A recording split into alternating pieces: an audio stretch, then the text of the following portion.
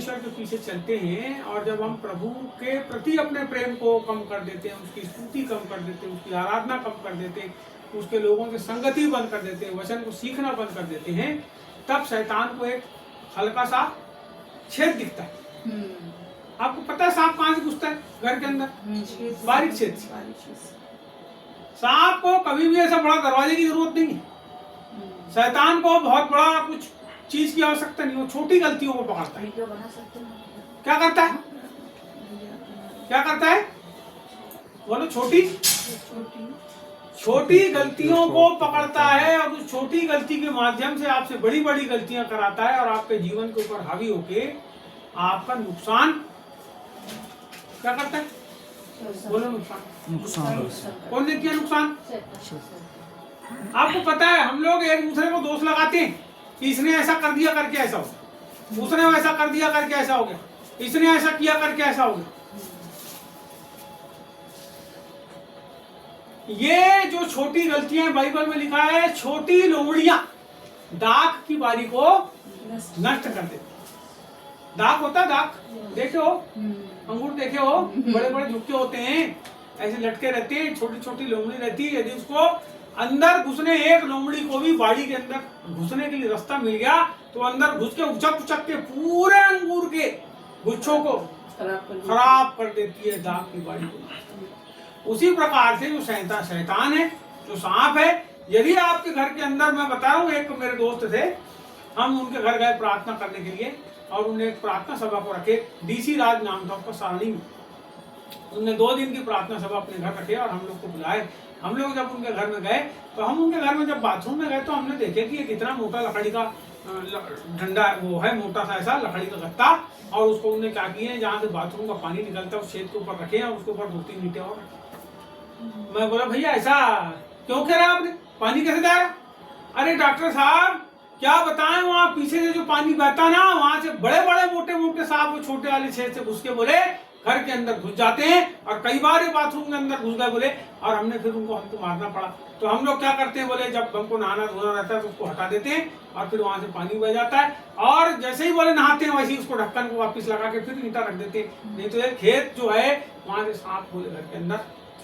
वैसे ही मनुष्य का जीवन है। मनुष्य का जो जीवन है वो पूरा चलता है उसके दिमाग के ऊपर। आपने बैलगाड़ी में बैलों को जूते हुए देखो, देखिए आप चलते कैसे हो? चलते कैसे? चलते कैसे बताओ?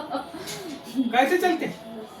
वो गाड़ी रहती है ना, हाँ, उसमें रहता है कांसरा। अच्छा। उसकी जो नाक है उसके अंदर रस्सी डाल के उसको बांधते हैं, कांसरे को बांधते हैं, और जो कांसरा रहता है उस कांसरे के द्वारा वो बैल को, जब मैं बैलगाड़ी चलाने वाला हूँ, मेरे मामा लोगों ने मेरे को सिखा दिए थे बैलगाड़ी, तो मैं जानता हूँ बैलगाड़ी कैसे चलती है। वो जब चलते हैं बैल, और मान लो हमको इधर इधर कटना है, गाड़ी को काटना है, तो हमको ये जो कांसरा है, ये वाले कांसरे को ढीला छोड़ के ये वाले कांसरे को खींचना पड़ता है। तब क्या होता है, इधर वाला बैल जब मुड़ता है तो उसके साथ बाजू वाला बैल, जब रोकना रहता है तो उसका तरीका है। उसी प्रकार से मनुष्य का जो दिमाग है, बोलो दिमाग, आदमी के पास एक बहुत बड़ा रथ है, वो पूरे संसार में घूमता रहता है, और वो क्या है, उसका मन है।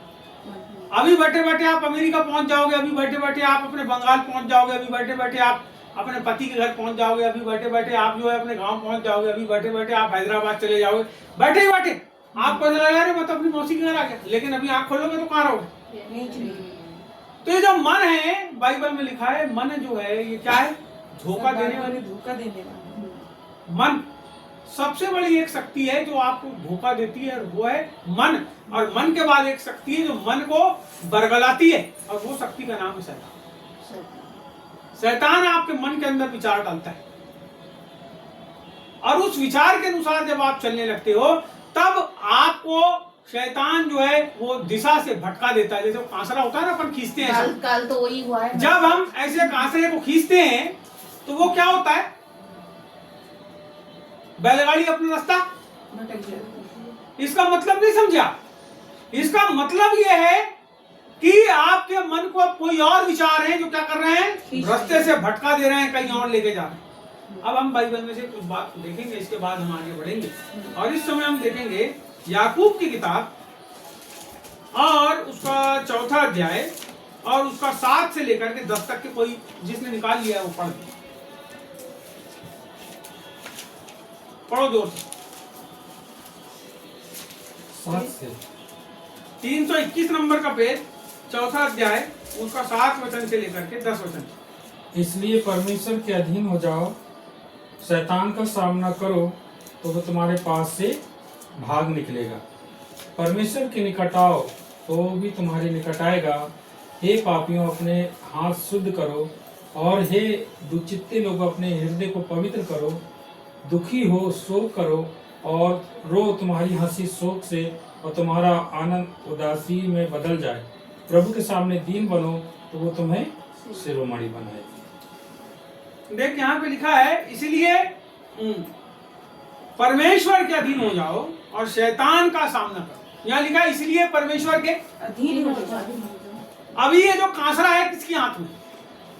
अभी जो आपके दिमाग के अंदर विचार है, आपके अंदर जो दुख है, आपके अंदर जो क्रोध है, आपके घर के अंदर जो बीमारी है, आपके अंदर जो समस्या है, आपके घर के अंदर जो लोग प्रभु को जानने के बाद भी समस्याओं में बार बार पड़ रहे हैं, सब कुछ जो हो रहा है, आपको मैं बताना चाहता हूं, यदि आज तक आपके जीवन के अंदर कासरा सही हाथों में नहीं है तो आपकी गाड़ियां जो है, आपका घर जो है, आपका परिवार जो है वो भटकेगा, क्योंकि कासरा किसी और के हाथ में है। आप दिखते जरूर हो, ईसा मसीह की फोटो अपने घर में लगा के हम विश्वासी हैं, ऐसा हाथ जोड़ लेने से कुछ नहीं होता। हाथ जोड़ लेने से कुछ नहीं होता, ये पर्चे चिपकाने से भी कुछ नहीं होता। कब तक?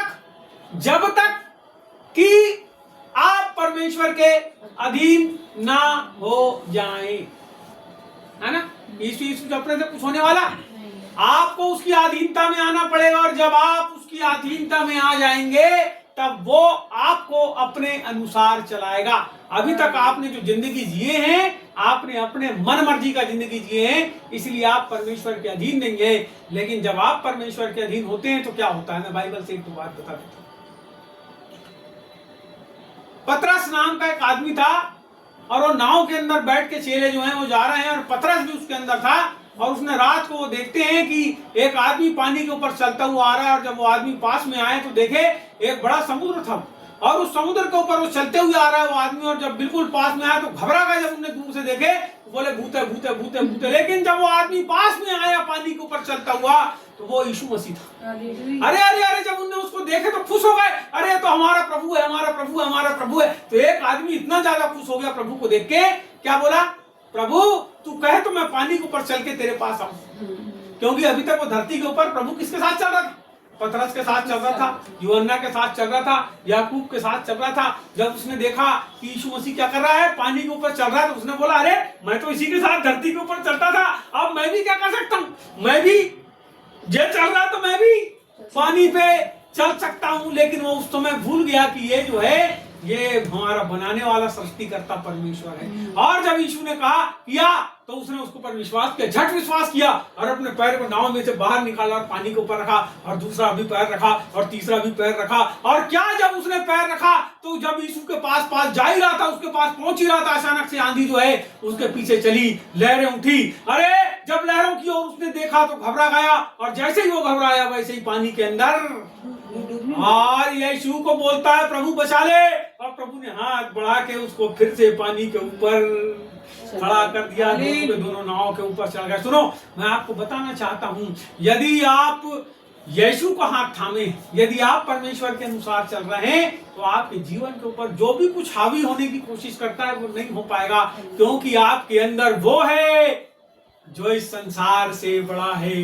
बाइबल कहती है तुम्हारे अंदर वो है, उससे जो बाहर है, उससे तुम्हारे अंदर वो है जो बाहर वाले से बड़ा है। और बाहर शैतान है, बाहर दुख है, बाहर तकलीफ है, बाहर ईर्ष्या है, बाहर क्रोध है, बाहर चुगली है, बाहर जो है एक दूसरे के प्रति जो है कपट और छल है। लेकिन अंदर जो है वो है संसार का बनाने वाला परमेश्वर। जब वो आपके अंदर आ जाता है तो वो उन सब चीजों से बड़ा हो जाता है। चाहे आपका कोई नुकसान करने वाला हो, चाहे कोई जादू करने वाला हो, चाहे कोई आपका कुछ बिगाड़ने वाला हो, चाहे तंत्र मंत्र करने वाला हो, चाहे वो किसी भी प्रकार की शक्ति संसार के अंदर की हो, वो सब जो आपके अंदर है उससे छोटा है। और आपके अंदर जो है उसका नाम है यीशु मसीह। आपको पता है क्यों कई बार हम हलाकान, परेशान, बीमारी में ग्रसित और बहुत समस्याओं में ग्रसित होते हैं। अरे एक दिन का बुखार आना अलग है, लेकिन यदि आप हलाकान ही हो रहे हो बार बार किसी बीमारी से, इसका मतलब क्या हुआ? इसका मतलब यह हुआ कि वो बीमारी आपके ऊपर हावी हो रही है, और वो जो बीमारियां हैं, जो समस्याएं हैं, जो कष्ट हैं, वो प्रभु की ओर से नहीं। उससे निकलने के लिए आपको फिर से प्रभु को हाथ थामना पड़ेगा, है ना? आपको प्रभु को हाथ थामना पड़ेगा, आपको प्रभु के पास वापस आना पड़ेगा। यहां बाइबल कहती है इसलिए परमेश्वर के अधीन हो जाओ और शैतान का सामना करो। किसके अधीन हो जाओ? अभी एक आदमी आता है और मेरे से ताकतवर है, आके मेरे को बार बार मारता है और भाग जाता है। तो बाइबल क्या कहती है? परमेश्वर के अधीन हो जाओ। अधीन हो गए। पकड़ा इधर आ। ये पकड़ लिया जवान ने हाथ, अब ये मेरे साथ हो गया। अब एक आदमी मेरे को मारने के लिए आ रहा है तो मेरे को बार बार मारता है। अब ये जवान मेरे साथ हो गया। अब वो जैसे ही मेरे को मारने आया तो जवान ने क्या किया? उसके हाथ को पकड़ा और मैंने उसको फिर घुसे घुसे मारा। कितने हो गए? 2।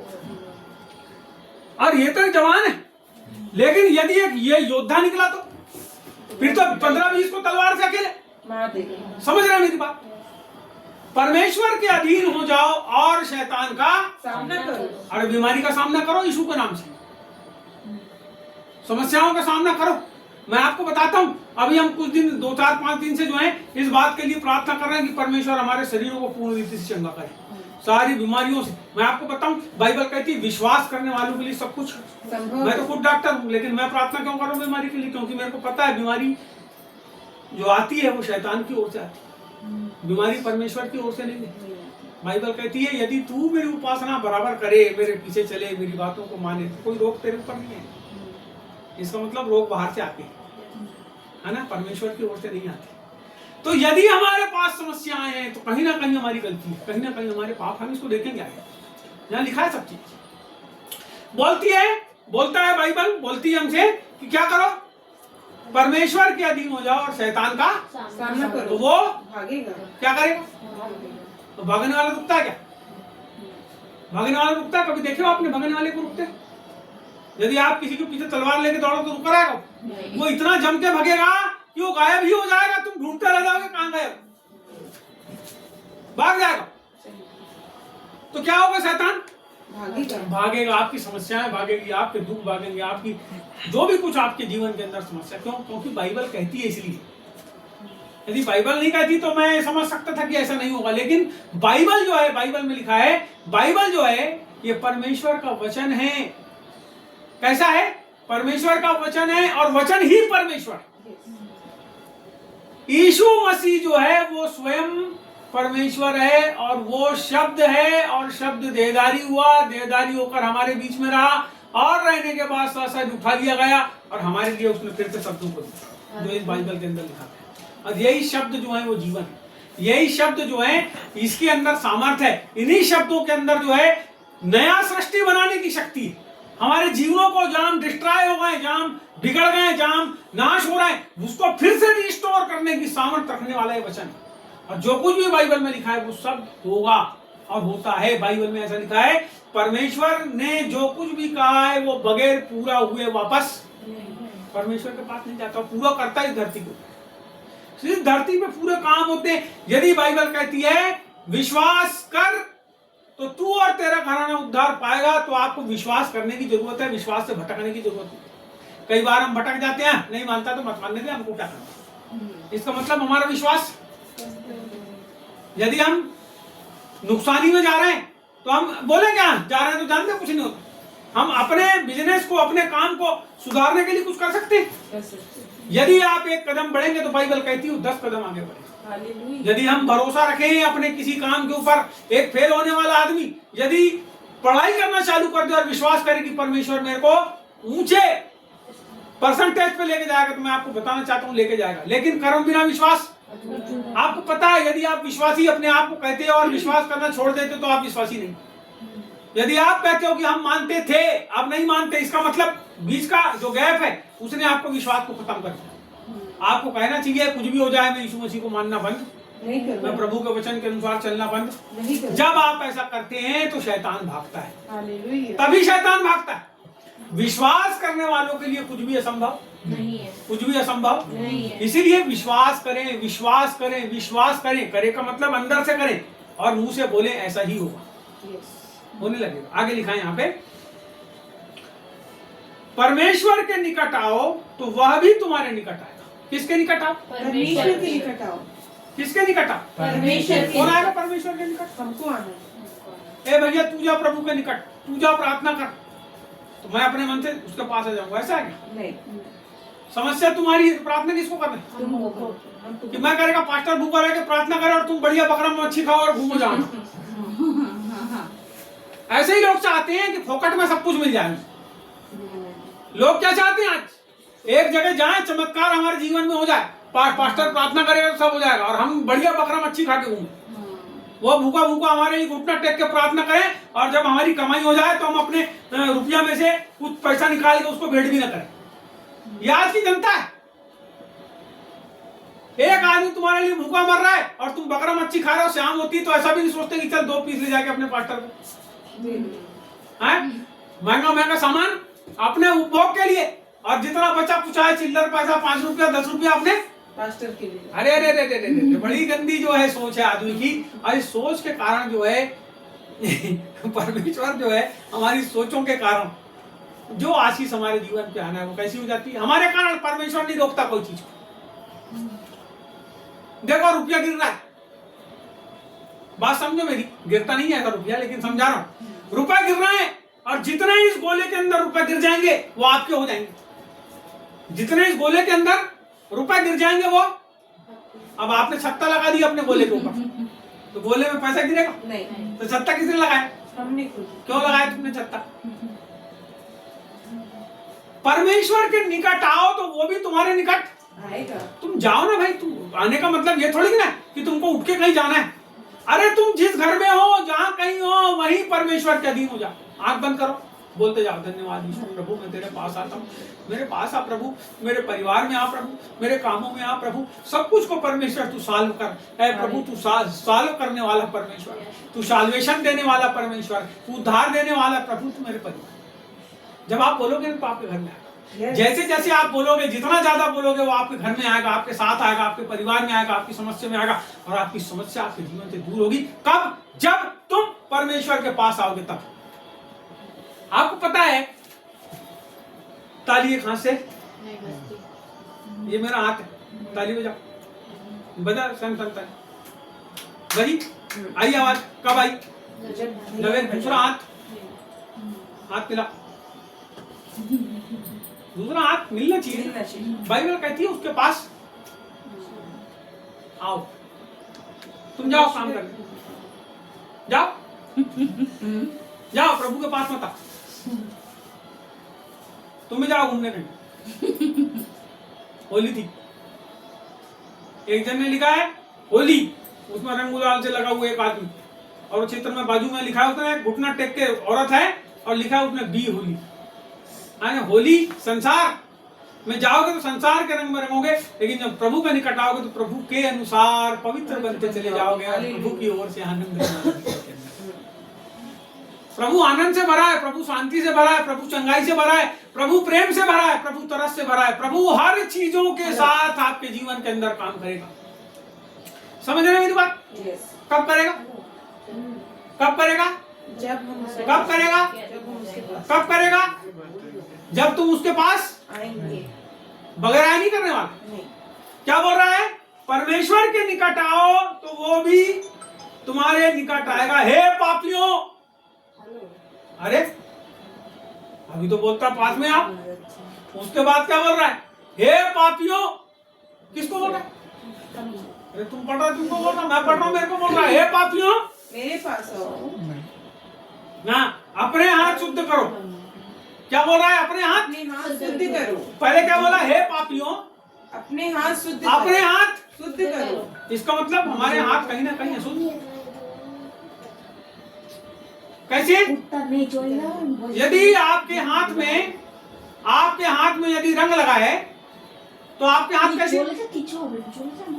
हेलो, आप बाहर चले जाइए। समझ रहे मेरी बात? यदि आपके हाथ में रंग लगा इसका मतलब खाना खा लोगे उससे? ग्रीस लगाए खाना खा लोगे? क्या बोलता है? अपने हे पापियों अपने हाथ शुद्ध करो। शुद्ध करो का मतलब धो लो। धो लो। कहीं ना कहीं हमारे जीवन के अंदर जो पाप है हमको उसको छोड़ना पड़ेगा, जहाँ गलतियां हैं उसको छोड़ना पड़ेगा। और हे दुचित्ते लोगों अपने हृदय को पवित्र करो। दो चित्ते यानी क्या हुआ? 2 चित्त है इसके अंदर। 2 मन वाले। 2 मन वाले।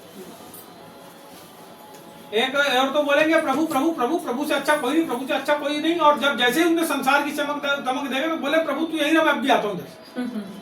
प्रभु छोड़ के कहाँ भाग गए? संसार में। बोले प्रभु की प्रार्थना में जाएंगे तो हमको तनख्वाह नहीं मिली। 2 घंटे का हमारा पैसा हाँ, सोचो। हमको मालिक। अरे मालिक तो तुम्हारा प्रभु है।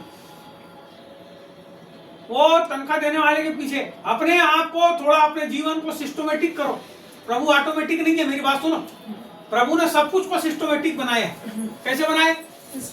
इसके पहले कि तुमको पैदा करता है धरती पे, उसने पहले ही पानी बना दिया। इसके पहले कि आपको धरती पे पैदा करता, पहले ही खाने का सामान बना दिया। इसके पहले कि और कुछ परमेश्वर करता, क्या कर दिया प्रभु ने? तुमको बनाता। इसके पहले क्या किया प्रभु ने? सब कुछ को खाने की चीज बनाया, पीने की चीज बनाया, आपके घूमने के लिए धरती बनाया, आपके सोने के लिए उसने झाड़ बनाया। सब चीजों को परमेश्वर ने मनुष्य के लिए बनाया, सिस्टमेटिक बनाया। यदि आप अपने आप को ऑटोमेटिक समझते हो कभी भी कुछ भी काम करने के लिए, तो आप ऑटोमेटिक नहीं हो, आप प्रभु की व्यवस्था में सही नहीं बैठे। आपको सिस्टमेटिक करना पड़ेगा। कैसे करना पड़ेगा? सिस्टम से काम करो। प्रभु के लिए जिंदा हो तो प्रभु के लिए जिंदा रहो, और संसार के लिए जिंदा हो तो संसार के लिए। प्रभु को बोल दो नमस्ते प्रभु, मेरा तेरे से कोई मतलब नहीं, मेरे को नरक के अंदर डाल देना, मेरे को कोई टेंशन नहीं थी। या तो संसार के लिए जिंदा रहो या प्रभु के लिए। 2 चित्ता मन, 2 चित्ता जिंदगी जीना बंद कर दो। परमेश्वर ने आपको 2 चित्ता जिंदगी जीने के लिए नहीं बुलाया है। परमेश्वर ने आपको अपनी सेवा करने के लिए बुलाया है। आज मैं भाई स्मिथ विगलस्वर्थ के साथ बैठा था, सवेरे के समय बैठा था का मतलब वो संसार में नहीं है, लेकिन मैं उनकी किताब को सुधार रहा था, और उसकी किताब को मैं सुधार रहा था, और वो प्रभु के वचन से कुछ बात को समझा रहे थे। वो कहते हैं यदि परमेश्वर ने आपको अपने पास बुलाया है तो इसीलिए नहीं बुलाया है कि आप संसार की महिमा करो, लेकिन परमेश्वर ने आपको अपने पास इसलिए बुलाया है कि आप परमेश्वर की महिमा करो। मैं आपसे बोलना चाहता हूं, यदि आप परमेश्वर के पास आए हो, यदि आप अपने आप को विश्वासी समझते हो, यदि आप यीशु मसीह के बाल बच्चे अपने आप को समझते हो, तो यीशु मसीह के लिए जिंदगी जियो और अपने जीवन से उसकी महिमा करो। उसकी महिमा करो। एक गीत गाने वाले ने गीत बनाया है, उसकी महिमा करो, बंधन टूट जाएंगे, मेरा यीशु मौजूद है यहाँ। जब यीशु आपके जीवन के अंदर मौजूद रहता है ना, तो बंधन टूट जाते हैं। जब वो आपके जीवन के अंदर रहता है तो आपके जीवन को कोई भी शक्ति संसार की परास्त नहीं कर सकती। उसका कारण यह है कि सब कुछ को बनाने वाला अब आपके अंदर आकर निवास करने लगा, है ना। यहाँ बाइबल कहती है, फिर से पढ़ूंगा, हे पापियों अपने हाथों को शुद्ध करो, और हे दुचित्ते लोगों अपने हृदय को पवित्र करो। अपने हृदय को पवित्र करो। आपको पता है हमारा हृदय एक भला भंडार है। यहाँ से अच्छी बातें भी आती है और बुरी भी आती है। यदि बुरी आ रही है ना, इसका मतलब आपका हृदय अपवित्र है। आपको अपने हृदय को पवित्र करने की जरूरत है। यदि आप 50 जगह मेरे साथ बैठ के हंस बोल के मीठी बात करते हो और 50 जगह घूम के मेरी बुराई करते हो, इसका मतलब आपका हृदय अभी अशुद्ध है। आपको अपने हृदय को शुद्ध करने की जरूरत है। आपको अपने हृदय के अंदर से मैल निकालने की जरूरत है। बाइबल कहती है अपने हृदय को शुद्ध करो, अपने हाथों को गंदे और खराब मैले हाथों को कैसा करो, साफ कर लो। क्यों?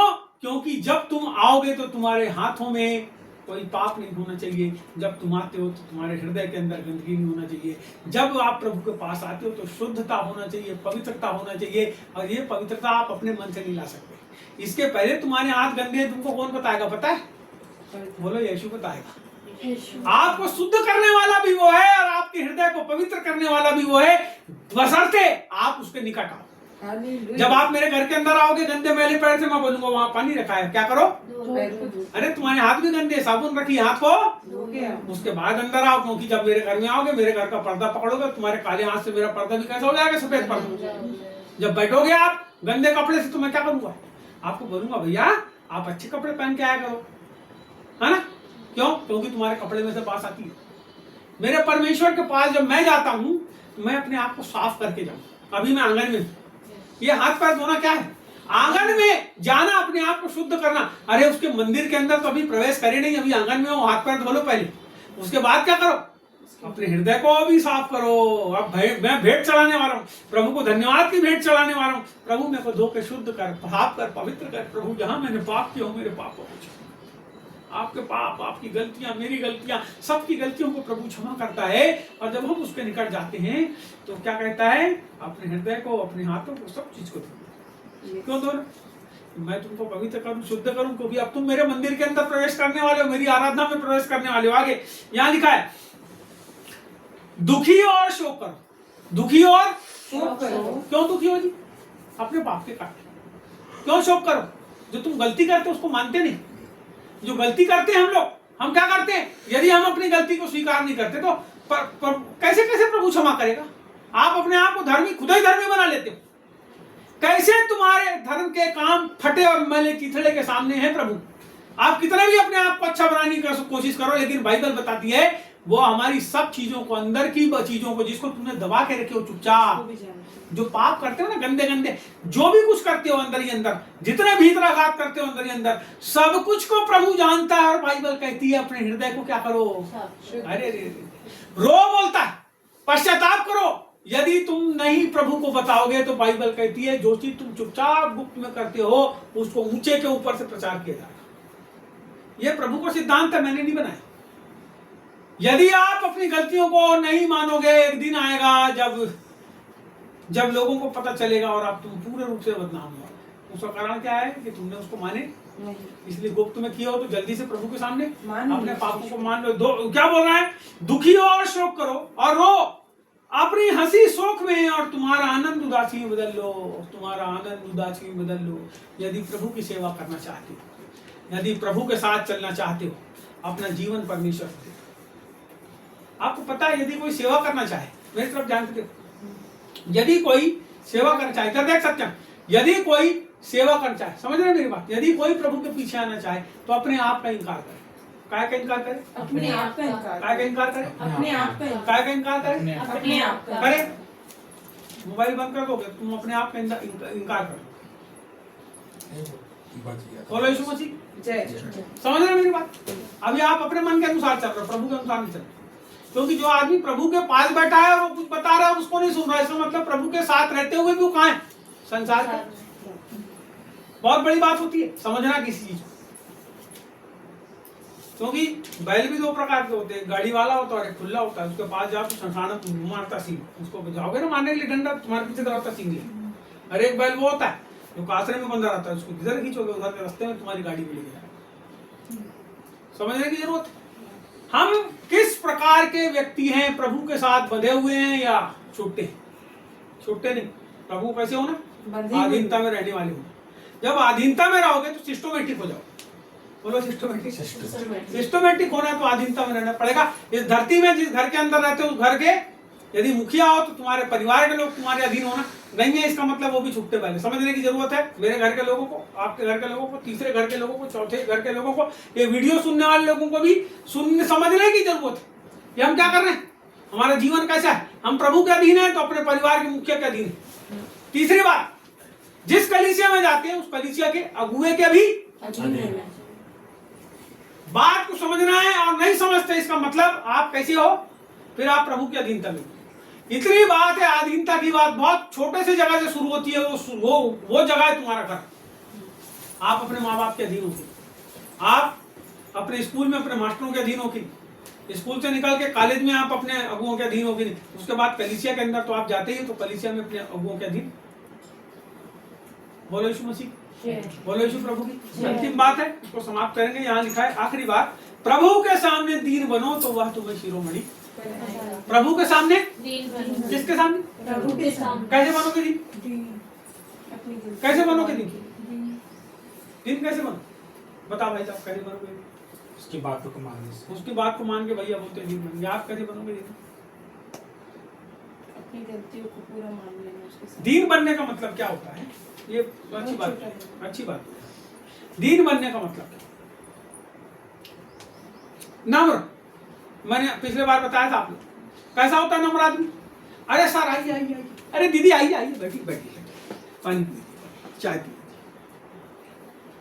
कैसा हो गया? अरे बहुत अच्छा आदमी था, कितने अच्छे से हमारा मान सम्मान कर बिठा ले। कुछ खाएंगे, भूख लगी आप? नहीं नहीं भूख नहीं, लो ना थोड़ा सा खा लो। कैसा आदमी हो? नम्र आदमी, दीन आदमी। जो दीन होगा ना वो नम्र भी हो जाए। दीन आदमी, प्रभु के सामने जो आदमी अपने आप को जैसा है वैसा रख दे। छोटा कैसे हो आप? पापी हो तो अपने पाप स्वीकार करो। कभी अपने आप को हाई प्रभु ऐसा वैसा फला मैंने प्रार्थना किया। अरे तूने कुछ नहीं किया, प्रभु ने किया सब। तू मरने वाला है थोड़े दिन के बाद, ये धरती के ऊपर कुछ करने वाला। समझ लेना 50 साल का है, 30 साल के बाद मर जाएगा। 6 साल एक उम्र है सर धरती के ऊपर। आदमी कुछ नहीं करता, ये धरती वैसी रहती है। आदमी पैदा होते हैं और मरते चले जाते हैं, लेकिन जो शाश्वत है वो है परमेश्वर। जब आदमी उसके सामने अपने आप को, अपनी गलतियों को, अपने सब चीजों को प्रभु के सामने रख देता है और मान लेता है, प्रभु ये कितनी अच्छी बात है। लिखा है वहां पे, यीशु मसीह ने बड़े सुंदर शब्दों में कहा, आपको बता देता हूं, उसको समझ लेना। वहां लिखा है कि जब एक आदमी, एक सेवक अपनी सेवा को पूरी करे तो प्रभु के पास आता है, मालिक के पास आता है और हाथ जोड़ के उसको बोलता है, प्रभु मैंने अपना काम पूरा कर लिया, प्रभु अब और काम बता दे, क्या काम है। किसके पास आता है? वो ऐसा नहीं बोलता आगे, एक नौकर जिसको नौकर में रखे, नौकरी में रखे, वो ये आके नहीं बोलता मैंने कपड़े धो लिया अब मैं बैठूंगा ना सोफे में, हाँ कोई क्या बताएगा। देखा तुमने कभी? कहीं जाते हो ना काम करने, देखो कभी मजदूरी करने वाले बोले पोत लिया, हाँ पोत लिया, हाँ ठीक है घास छीली आपकी अब बची, अभी तेरे पास 1 घंटा बचा ना, घास छीली। एक से एक काम समझ रहे बात? काम मजदूर का खत्म नहीं होता। हम सब प्रभु की, खेत की कौन है? मजदूर है। यीशु मसीह ने बोला मालिकों के लिए प्रार्थना मत करो, मालिक से प्रार्थना करो कि खेत के लिए क्या करे, मजदूर तैयार कर। अब तुम साहब बनना चाहते हो, साहब बनने बुलाए कि दीन बनने बुलाए, नम्र बनने बुलाए। आप प्रभु के सामने नम्र बनो और बोलो, प्रभु मेरे से गलती हो गई, फलानी चीज हो गई, ढिंगी चीज हो गई, प्रभु देख मेरे पास ये व्यवस्था नहीं है, प्रभु देख मेरे पास सब पैसे दिए तुमने, बहुत से मेरी तिजोरी में भरे हुए, लेकिन ये किताब छापना प्रभु 10 लाख रुपए की जरूरत है और भरे तेरे पास तिजोरी में, लेकिन किसको बता? प्रभु और दे 10 लाख देना और किताब छाप। कौन देगा? तू। रास्ता कौन खोलेगा? परमेश्वर। अरे गाड़ी पलट गई, प्रभु से प्रार्थना करे तुमने 1 महीने तक, प्रभु मेरे जीवन के अंदर काम कर, मेरी पलटी गाड़ी को सुधार, प्रभु जितना नुकसान हुआ उसका 10 गुना फेर दे। प्रभु प्रार्थना करे? नहीं करे। क्यों नहीं करे? प्रार्थना करोगे तो उत्तर मिलेगा। जो प्रार्थना नहीं करेगा उसको उत्तर नहीं मिलेगा। जो प्रार्थना नहीं करेगा उसको उत्तर नहीं मिलेगा। जो प्रभु के पास नहीं आएगा, प्रभु उसके पास भी नहीं आएगा। प्रभु के पास जाना पड़ेगा, प्रभु से चिपकना पड़ेगा। जब प्रभु से चिपकोगे तो उसकी सामर्थ तुम्हारे जीवन में। हालेलुया। वो एक स्त्री थी जिसको कितने साल से लहू बहता था भैया? 12 साल से। और क्या हुआ? उसने प्रभु के उसने वस्त्र सोची को कि मैं जाके उसके कपड़े के वस्त्र को के कोने पर छूलूंगी तो क्या हो जाऊंगी, चंगी हो जाऊंगी। अरे आओ ना उसके पास। जब प्रभु ने तो नहीं सोचा था कि वो आएगी तो मेरे को छुएगी तो चंगी हो जाएगी, लेकिन उसने सोची, उसने विश्वास करी और वो आई। उतनी बड़ी आदमियों की भीड़ में आई, वो कमजोर औरत आई, बहुत लाचार औरत आई और आकर के उसने उसके वस्त्र के कोने को ऐसे करके छुई और बाइबल कहती है उसमें से सामर्थ निकल कर उसके अंदर गई और उसी समय चंगी हो गई। हम उसके पास नहीं आ रहे। जब हम उसके पास नहीं आ रहे हैं तो हम उसकी सामर्थ को नहीं देख सकते। किसी ने गाना बनाया है, खड़े खड़े चुपचाप खड़े रहो, परमेश्वर के काम को देखो। ऐसा करके कोई गाना बनाया किसी आदमी और बड़े अच्छे से गाते हैं उसको लोग। ये गाना उस थीम पे बना है जब लाल समुद्र जो था वो पूरा पानी से भरा हुआ था और इजरायलियों के पीछे मिस्री लोग आ रहे थे कि उनको मारे। मूसा ने बोला रुको, खड़े रहो, देखो चुपचाप परमेश्वर के कामों को। और उसने डंडे को क्या करा, ऐसा करके उठाया, आंधी चली, बाइबल में लिखा है, और वो लाल सागर 2 हिस्से में लोग पूरे जिंदा निकल गए। बड़े काम देखे उनने, लाल समुद्र को फटता हुआ। मैं आपको बताता हूँ हमारे जीवन के अंदर ही परमेश्वर काम है, लेकिन हमको उसके पास जाके उसको देखना है। परमेश्वर हमारे जो आप बात बोलते हो प्रभु से अपने परिवार के लिए, अपने घर के लिए, अपनी नुकसानी के लिए, अपने कर्जों के लिए, जब परमेश्वर से प्रार्थना करते हो, जब आप प्रार्थना करोगे तो उसके बड़े काम को देखोगे, बड़ी गवाही आपके पास।